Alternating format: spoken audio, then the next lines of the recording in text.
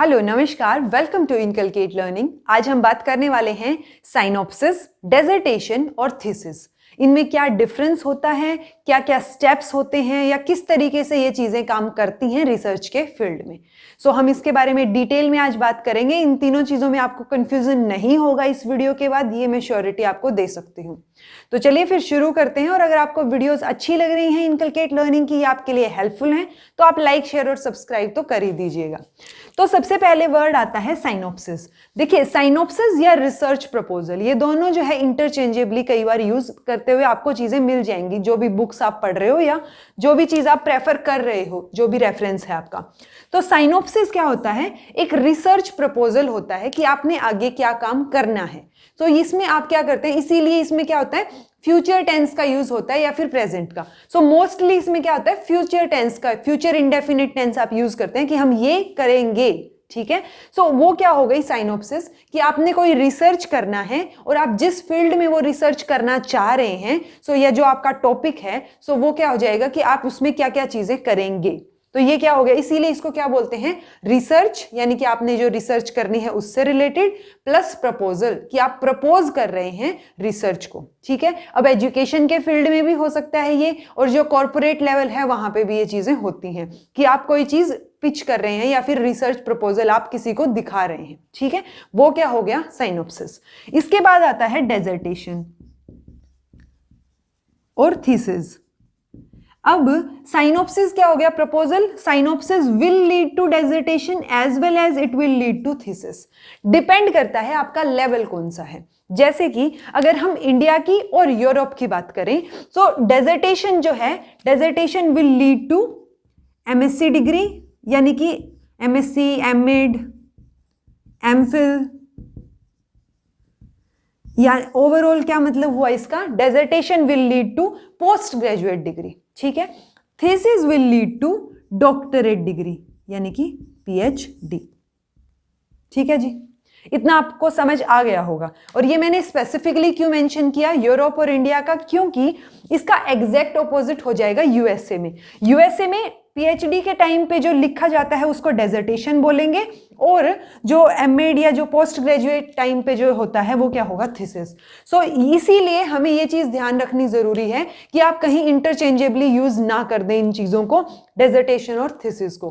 क्योंकि इंडिया की अगर बात करें तो डेजर्टेशन कब होती है, पोस्ट ग्रेजुएट लेवल पे, और थीसिस कब होती है, पीएचडी लेवल पे। यानी थीसिस के बाद आपको पीएचडी की डिग्री मिलेगी, डेजर्टेशन के बाद आपको किसकी मिलेगी, मास्टर्स की डिग्री। जैसे अगर आप एजुकेशन फील्ड में हैं, आप एमएड करेंगे तो डेजर्टेशन आपको देनी पड़ेगी, उसके बाद ही आपकी एमएड की डिग्री क्या होगी, कंप्लीट होगी। इतना आप लोगों को समझ आ गया होगा। अब डेजर्टेशन और थीसिस का हमें इतना पता चल गया कि डेजर्टेशन, एक चीज हम ये बोल सकते हैं इसमें कि डेजर्टेशन एक तरीके से प्रैक्टिस होती है आपकी, क्योंकि डेजर्टेशन आप पोस्ट ग्रेजुएट लेवल पे कर रहे हैं, उसके बाद आप पीएचडी करेंगे। ठीक है। टाइम पीरियड जो है वो डेजर्टेशन के टाइम कम होता है, 6 महीने या 1 साल का पीरियड होता है इसका। सेमेस्टर वाइज चीजें हैं तो वो क्या हो जाएगा, एक सेमेस्टर में आपको फिर लास्ट के सेमेस्टर में डेजर्टेशन सबमिट करनी होती है। उससे पहले आपका साइनॉप्सिस या फिर धीरे धीरे प्रोसीजर वो चलता रहता है अकॉर्डिंग टू आपकी यूनिवर्सिटी। सो यूनिवर्सिटी के अकॉर्डिंग भी चीजें चेंज होती हैं, प्लस आपकी स्ट्रीम के अकॉर्डिंग भी चीजें चेंज होती हैं। जब आप स्टेप्स की बात करेंगे कि हम साइनॉप्सिस लिख रहे हैं तो क्या क्या स्टेप्स होंगे। सो इतना आपको समझ आ गया होगा कि साइनॉप्सिस क्या होता है, रिसर्च प्रपोजल होता है। डेजर्टेशन क्या होता है कि हम जो कि पोस्ट ग्रेजुएट डिग्री हमें देगा। थीसिस क्या होगी, जो हमें पीएचडी की डिग्री देगा। ये हो गया कंक्लूजन। अब हम बात करेंगे कि साइनॉप्सिस के क्या क्या स्टेप्स होते हैं। अगर थोड़ा और डिफरेंस की बात करें हम डेजर्टेशन और थीसिस में, सो डेजर्टेशन कम टाइम की हो गई, ये ज्यादा टाइम कंज्यूमिंग हो गया। थीसिस जो है, डेजर्टेशन में जो है आप क्या कर रहे हैं, नोवेलिटी बहुत कम देखने को मिलती है इसमें, कि आप बाकी आपने लिटरेचर रिव्यू किया और आपने फाइंडिंग्स को जो है कलेक्ट करके कंक्लूजन दे दिया। उसके लिए आपको क्या पता होना चाहिए, अभी जो न्यू डिस्कवरीज चल रही हैं वो भी आपको पता होनी चाहिए। थीसिस में आप क्या करेंगे, टाइम कंज्यूमिंग है, ऑब्वियसली 5 साल दिए जाते हैं आपको पीएचडी करने के लिए। सो थीसिस में क्या हो जाएगा कि आपके पास टाइम ज्यादा है, आपको जो है नई चीजें आप हाइपोथेसिस बना रहे हैं, उससे रिलेटेड आप जो है टूल्स अपने स्टैंडर्डाइज कर रहे हैं, सो आप नोवेल काम कर रहे हैं, नया कुछ काम कर रहे हैं, नई नई चीज डिस्कवर कर रहे हैं, अपनी फाइंडिंग्स नहीं दे रहे हैं, ठीक है। सो वो क्या हो जाएगा, थीसिस में हो जाएगा।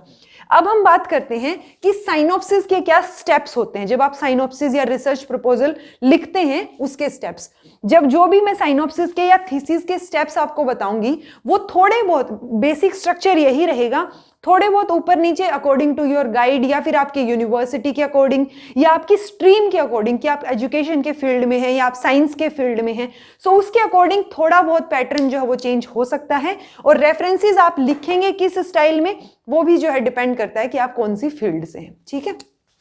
साइनॉप्सिस लिखते टाइम सबसे पहले आपका इंट्रोडक्शन होगा कि आप किस टॉपिक पे काम करना चाह रहे हैं, आपने क्या सोचा है, मतलब आप क्या दिमाग में लेके चल रहे हैं, सो वो इंट्रोडक्शन होगा, ठीक है।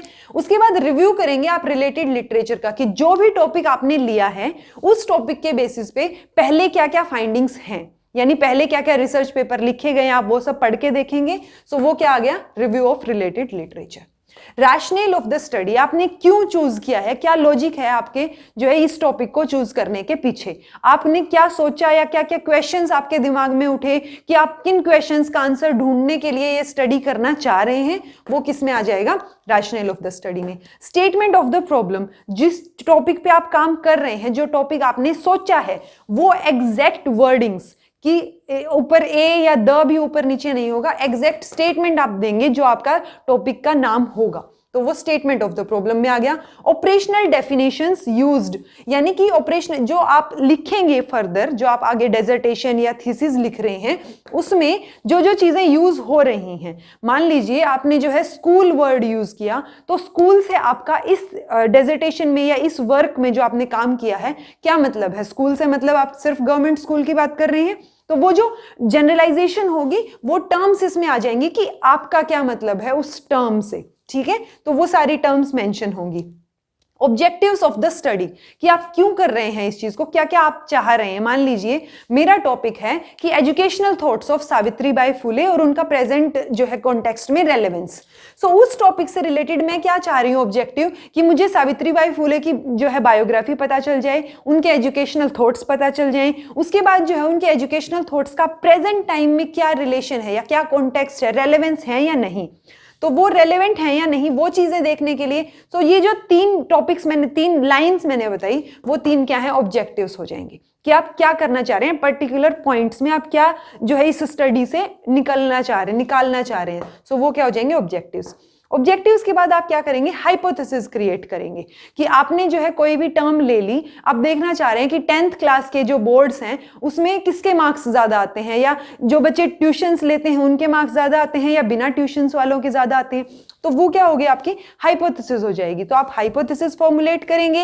हाइपोथेसिस के बाद जो है प्लान एंड प्रोसीजर होगा, जिसमें रिसर्च मेथोडोलॉजी मेंशन होगी, पॉपुलेशन और सैंपल मेंशन होगा कि आप कितना जो है सैंपल ले रहे हैं, कितने लोगों को जो है इकट्ठा कर रहे हैं या कितने लोगों का डाटा इकट्ठा कर रहे हैं, कौन सा रिसर्च टूल आप यूज कर रहे हैं उस टाइम पे, कि इस रिसर्च टूल के बेसिस पे मैं जो है अपना फाइनल जो है प्रेजेंटेशन या फाइनल डाटा जो है वो आपको दिया जाए, दोगे आप। फिर आ गया स्टैटिस्टिकल टेक्निक्स, तो ये टूल्स एंड टेक्निक्स का पोर्शन आ गया कि आप कौन सी टूल्स एंड टेक्निक्स यूज कर रहे हैं, वो आप डिटेल में यहाँ पे बताएंगे। फिर है रिसर्च डिजाइन, कि आपका डिजाइन क्या है, कि आप किस तरीके से काम करेंगे, हिस्टोरिकल रिसर्च है, अप्रोच क्या है, सो वो सारी चीजें इसमें आ जाएंगी रिसर्च डिजाइन में। अब डेजर्ट ये साइनॉप्सिस है तो लिमिटेशंस, डिलिमिटेशंस आप बताएंगे कि क्या क्या कमियां जो है इसमें रह सकती हैं। फॉर एग्जांपल अगर आप प्रेजेंट टाइम पे एमएड कर रहे हैं या आपने डेजर्टेशन सबमिट करनी है, तो साइनॉप्सिस लिखते टाइम एक चीज ये आ जाती है कि या तो टाइम की लिमिट है आपके पास, कि टाइम जो है टाइम कॉन्स्टेंट हो रहा है, कि आपके जो है रिस्ट्रेन हो रहा है उसमें, कि टाइम कम है आपके पास। दूसरा हो सकता है कि आप कोविड टाइम में है तो आप हो सकता है ऑन फील्ड स्टडी ना कर पाए या वो चीजें आपको दिक्कत दें, तो वो डिलिमिटेशन में आ जाएंगी चीजें। फिर आप लिखेंगे रेफरेंसेस, कि क्या क्या चीजें या जो लिटरेचर रिव्यू आपने किया है वो सारी चीजें, तो वो रेफरेंसेस क्या हैं, कि आपने कहां से ये चीजें पढ़ी हैं और कहां से आप जो है उस चीज को लिख रहे हैं, ठीक है। ऑल्दो आप लिखते हमेशा अपने वर्ड्स में हैं, लेकिन आपने कहीं ना कहीं से तो वो चीज पढ़ी होती है, तो वो रेफरेंसेस में इंक्लूड हो जाएगा। ये हो गया साइनॉप्सिस, यानी ये आपने प्रपोज किया कि आप ये काम करेंगे, ठीक है, तो ये प्रपोजल हो गया। प्रपोजल के बाद आप क्या करते हैं, जब आप डेजर्टेशन करेंगे तो उसमें भी यही चीजें आ जाती हैं, बट डिटेल में आ जाती हैं। उसमें क्या हो जाएगा कि आप जो है ये बता रहे हैं कि लिटरेचर रिव्यू को आप डिटेल में लिख रहे हैं। मान लीजिए आपने पहले जो है 5 से 7 रिसर्च पेपर का रिव्यू किया था, लेकिन अब आपके रिव्यू इंक्रीज हो जाएंगे कि आप 15, 20, 25 जो है लिटरेचर पेपर का, रिसर्च पेपर का रिव्यू कर रहे हैं। उसके बाद जो है आपके ये चीजें डिटेल में आ जाएंगी, जो आप प्लान एंड प्रोसीजर है, हाइपोथेसिस है। सो एक्चुअल डेजर्टेशन में क्या हो जाएगा, आप इन चीजों को एक्सप्लेन कर रहे हैं, अपनी जो चीज आपने फाइंड की है कि आपने डाटा कलेक्ट किया, डाटा कलेक्ट करने के बाद आपने उसके ऊपर टूल्स एंड टेक्निक्स लगाई, क्या क्या चीजें हुई, क्या कंक्लूजन निकला। सो वो सारी की सारी चीजें फिर डेजर्टेशन में इंक्लूड हो जाएंगी। अब बात करते हैं थीसिस की। थीसिस में क्या होता है, 2-4 चीजें डिफरेंट होती हैं, ऑल्दो मतलब वही है कि जो चीज साइनॉप्सिस में है वो आप डिटेल में प्रेजेंट करेंगे। यहां पे 5 साल का काम आप प्रेजेंट कर रहे हैं, डेजर्टेशन में आप 6 महीने, 7 महीने या 1 साल का काम प्रेजेंट कर रहे हैं। सो वो फर्क हो जाएगा। इससे ये चीज पता चल रही है कि ये ऑब्वियसली कॉम्प्रिहेंसिव होगी, डिटेल में होगी, ओवरऑल जो है कंप्लीट जो आप चीजें, आपकी फाइंडिंग्स हैं, आप इसमें इंक्लूड करेंगे। सबसे पहले टाइटल पेज होता है, टाइटल पेज के बाद आप सर्टिफिकेट इंक्लूड करते हैं कि जो जो चीजें आपने की हैं उनका क्या ऑथेंटिक प्रूफ है, ठीक है। फिर डेक्लेरेशन, एब्स्ट्रैक्ट, एब्स्ट्रैक्ट में आप जो है ओवरऑल जो चीज आपका जिस्ट, अगर आप कभी रिसर्च पेपर देखते होंगे तो उसमें एब्स्ट्रैक्ट मेंशन होगा ऊपर। सो वो एब्स्ट्रैक्ट जो है वो जिस्ट होता है उस चीज का। एक्नॉलेजमेंट जो है कि आपने किसके अंडर काम किया, या आप किस चीज, किस को जो है क्या देना चाह रहे हैं, क्रेडिट देना चाह रहे हैं, किसी ने आपकी हेल्प की, या वो सारी चीजें एक्नॉलेजमेंट में आ जाएंगी। फिर आपका कंटेंट आएगा। कंटेंट में जब हम बात करते हैं कि क्या आपने एक्चुअल काम किया है, ठीक है, तो वो भी यहाँ पे जिस्ट आता है। फिर लिस्ट ऑफ टेबल्स या लिस्ट ऑफ फिगर्स कि आपने कोई डाटा कलेक्ट किया, उसकी लिस्ट है, या आपको कोई फिगर उसमें मेंशन करना है, कोई चार्ट देना है या कोई ग्राफ देना है, तो वो सारी चीजें यहाँ आ जाएंगी। एब्रीवेशंस, जैसे यहाँ पे क्या था, ऑपरेशनल डेफिनेशंस जो आपने यूज की हैं, वैसे यहाँ पे आप एब्रीवेशंस मेंशन करेंगे कि मान लीजिए आपने कहीं पे एनसीईआरटी वर्ड यूज किया है, एनसीएफ वर्ड यूज किया है, सो वो क्या है, आपने डाइट यूज किया है, तो वो सारी की सारी एब्रीवेशन यहाँ पे आप मेंशन करेंगे कि किसका क्या मतलब है। फिर आते हैं चैप्टर्स। अब ये जो चैप्टर वाला पार्ट है, इसमें आपका ये मोस्टली ये चीज इंक्लूड हो जाती है कि, और चैप्टर्स भी अब चेंज हो सकते हैं आपकी यूनिवर्सिटी वाइज, आपके काम के बेसिस पे। सो वो चैप्टर्स कितने होंगे, कि आपका कितना काम हुआ है, वो चीजें फिर डिफरेंट लेवल पे चली जाएंगी, वो जो है बहुत ज्यादा डीप में हो जाएंगी। फिलहाल के लिए हमें पता होना चाहिए कि यहाँ पे हम फिर फर्दर चैप्टर्स इंक्लूड करते हैं। चैप्टर 1 से लेके 4 to 5 चैप्टर आपको हर एक थीसिस में देखने को मिल जाएंगे, और डिपेंड करेगा कि वो आप किस तरीके से उन चैप्टर्स को प्रेजेंट कर रहे हैं कॉन्टिन्यूटी में। सो वो चीज जो है आपके काम के, गाइड के, तो वो बाकी सारे फैक्टर्स जो है वो इसके ऊपर काम करेंगे। फिर आता है रेफरेंसेस। रेफरेंसेस में अगेन वही चीजें जहां से आपने चीजें मेंशन की हैं, जहां से आपने डाटा उठाया है, अगर आपने कहीं और से कोई इंफॉर्मेशन ली है तो वो रेफरेंसेस में आ गया। रेफरेंसेस के बाद एक यहाँ पे पॉसिबिलिटी है कि आपसे बिब्लियोग्राफी भी इंक्लूड करवाई जाए।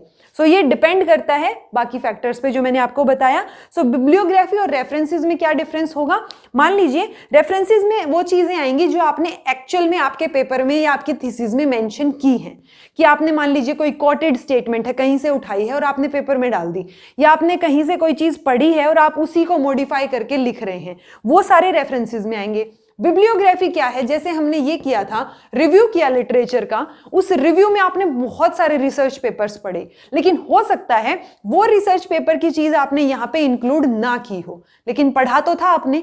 सो वो जितने भी आपने पढ़े होंगे वो सारे के सारे बिब्लियोग्राफी में चले जाएंगे। उसके बाद आता है अपेंडिक्स, यानी कि जो जो चीजें या जो टेबल्स, आप बहुत सारे डॉक्यूमेंट्स होते हैं उनके लास्ट में भी अपेंडिक्स होता है, या जो चीजें यहाँ पे इंक्लूड नहीं हुई थी, रह गई थी, कोई टेबल रह गई थी, कोई एक्स्ट्रा चीज रह गई थी, या कोई सर्टिफिकेट रह गया, तो वो सारी चीजें आप यहां डाल सकते हैं अपेंडिक्स में। सो ये जो है मेजर ब्रॉड स्ट्रक्चर होता है, ब्रॉड स्टेप्स होते हैं। रेफरेंसेस अगेन आप किस बेसिस पे लिख रहे हैं उसका भी एक पर्टिकुलर स्टाइल होता है, हर चीज का एक स्टाइल होता है देखा जाए तो, कि अगर टाइटल पेज में आप कोई एक्स्ट्रा चीज लिख रहे हैं, या डेक्लेरेशन में कोई एक्स्ट्रा चीज लिख रहे हैं, या चैप्टर्स में 1.1 करके कहाँ पॉइंट लगाना है, कहाँ कैसे लिखना है, तो वो ज्यादा डिटेल की बात हो गई, हमें फिलहाल जानने की जरूरत है नहीं। सो ये ओवरऑल डिफरेंस आपको पता चल गया होगा, स्टेप्स आपको पता चल गए होंगे साइनॉप्सिस, डेजर्टेशन और थीसिस में।